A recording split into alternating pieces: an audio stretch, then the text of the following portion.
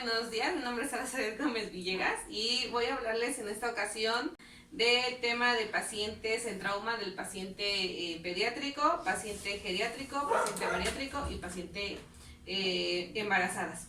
Bueno, vamos a hablar primero de lo que es el paciente pediátrico. Los pacientes pediátricos, unas bibliografías manejan que los pacientes pediátricos desde el momento desde que nacen hasta los 18 años y en otras hacen mención que es desde el momento del nacimiento, desde el nacimiento hasta los 12 años que entran a la pubertad. Estos pacientes tenemos que considerarlos ya que, como entendemos, tienen diferencias anatómicas a las de un adulto. Por ejemplo, la cabeza es más grande, la lengua es más grande a comparación de la orofaringe, la tráquea es más blanda, las cuerdas bucales son en forma de omega, lo cual nos complica un estado para la respiración. La evaluación inicial es el mismo caso en estos, el mismo procedimiento en los 4 casos, ya que conlleva desde el mecanismo de lesión o naturaleza de la enfermedad, asimismo lleva la evaluación y permeabilización de vía aérea, el control de ventilaciones y el control de circulación, que es en caso de que encontremos una hemorragia, checar cómo está la piel y todo el procedimiento. En los pediátricos, las lesiones que más encontramos como cinemáticas de trauma más frecuentes son caídas, golpes en el cráneo, son el riesgo más común de una atención prehospitalaria.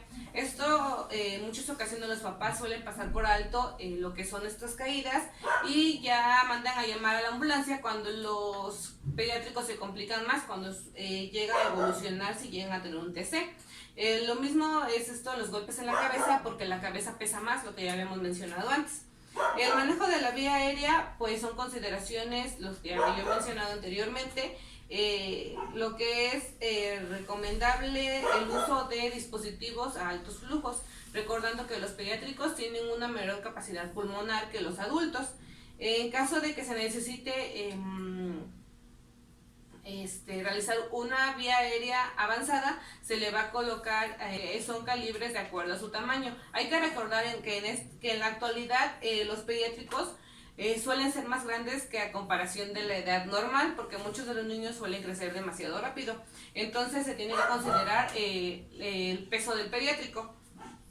Así también, en caso de necesitar laringoscopio, se va a recomendar el uso de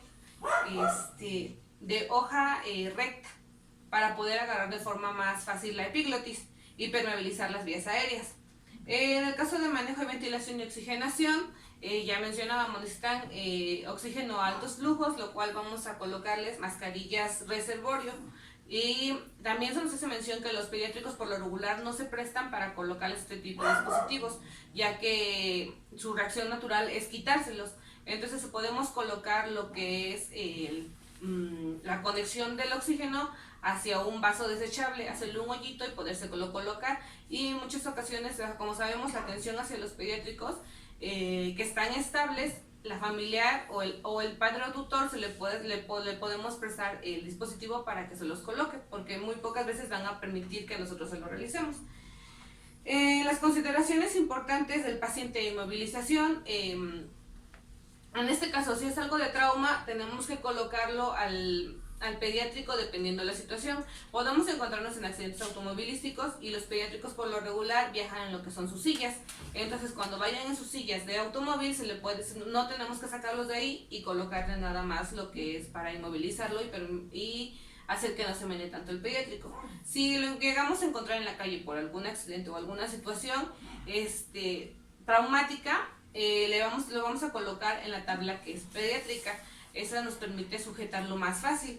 Asimismo, en caso de que lleguemos a encontrarnos con un pediátrico que necesite soporte vital avanzado o RCP, vamos a colocarle una manta abajo de sus hombros, entre los omóplatos, para que nos permita colocarlo al mismo nivel, para que el occipucio quede a la misma altura del tórax y podamos comprimir de forma correcta. También, en caso de que necesitemos el DEA, hay que recordar que el DEA tiene parches pediátricos, entonces hay que colocárselo de la forma en lo que nos marca. Bueno, la siguiente categoría son los pacientes bariátricos. Bariátricos son pacientes con obesidad mórbida. Estos pacientes no tienen un límite de edad, ya que como sabemos podemos encontrar los pediátricos obesos hasta adultos mayores obesos. Esto, como sabemos, México es uno de los principales países con obesidad, entonces tenemos que considerar el tratamiento hacia estos. La cinemática de trauma más considerable en estos pacientes son las caídas, ya que su peso no lo soportan, entonces ocasionan lesiones en lo que es tórax. En el abdomen va a ser muy difícil que encontremos lesiones porque el cuerpo, la grasa genera una reacción que se llama efecto cojín. Disculpe, ¿qué es el efecto cojín? Bueno, el efecto cojín es cuando la grasa protege los órganos internos del abdomen. Entonces, cuando uno tiene un golpe, lo hace como si rebotara. Entonces, los protege, entonces ocasiona que no haya lesiones. Las lesiones más comunes, por lo mismo del peso, es en las arcos costales. También podemos encontrar lesiones en lo que son fracturas o lesiones en los que son en los pies, por lo mismo de las caídas. En manejo de la vía aérea hay que considerar que los pacientes hay que tomar en cuenta los predictores de vía aérea difícil. En este caso, la lengua, Mallampati, Patti Landretti, distancia intermentoniana, distancia intercisiva y lo que es el tamaño del cuello, porque sabemos que la permeabilidad de la vía aérea no se va a poder permitir si nuestro paciente tiene mucha grasa, entonces no va a poder realizar la maniobra adecuadamente. Así también hay que considerar que los bariátricos, el pecho al presentar grasa les presenta dificultad respiratoria. En el manejo de la ventilación y oxigenación, como ya mencionaba, hay que colocar dispositivos, puntas nasales principalmente, ya que esos pacientes de por sí presentan dificultad para respirar. Los pacientes geriátricos, estos son personas de la tercera edad. Estas personas empiezan la edad adulta mayor desde los 60 años hasta adelante.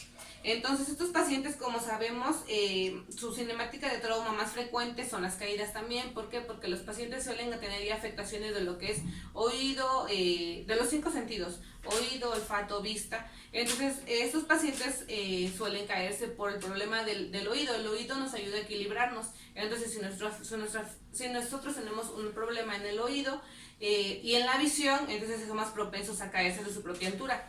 Y al tener problemas con la debilidad de sus huesos, les ocasiona fracturas, y la más común en los adultos mayores es fractura de pelvis. Entonces hay que tener cuidado con este tipo de lesiones. El manejo de la vía aérea y el manejo de la oxigenación y de la circulación van de la mano, ya que sus pacientes por lo regular suelen ser diabéticos, hipertensos, problemas del sistema respiratorio.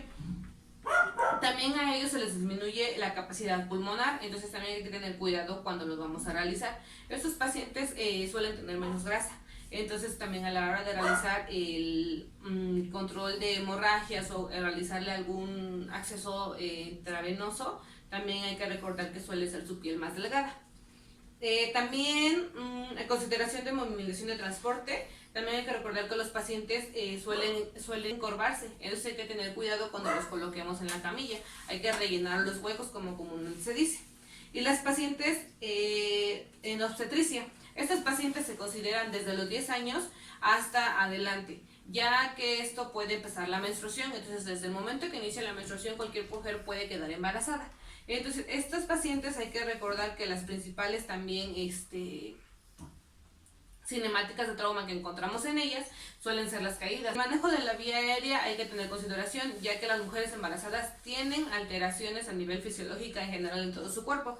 Entonces nos generará que cuando la mujer empiece a crecer el útero, irá comprimiendo todos los órganos. Entonces el diafragma subirá, entonces generará más dificultad respiratoria, los volúmenes pulmonares aumentarán, el corazón se inclinará más del lado izquierdo. Manejo de la vía aérea se recomienda a ellas altos flujos porque hay que nutrir también al feto. Entonces si la mujer presenta dificultad respiratoria, puede tener sufrimiento fetal.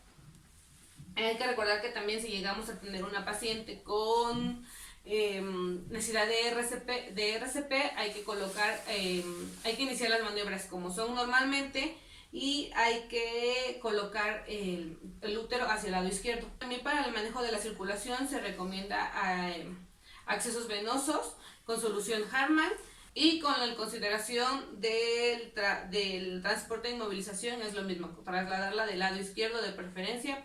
Eso es todo. Gracias.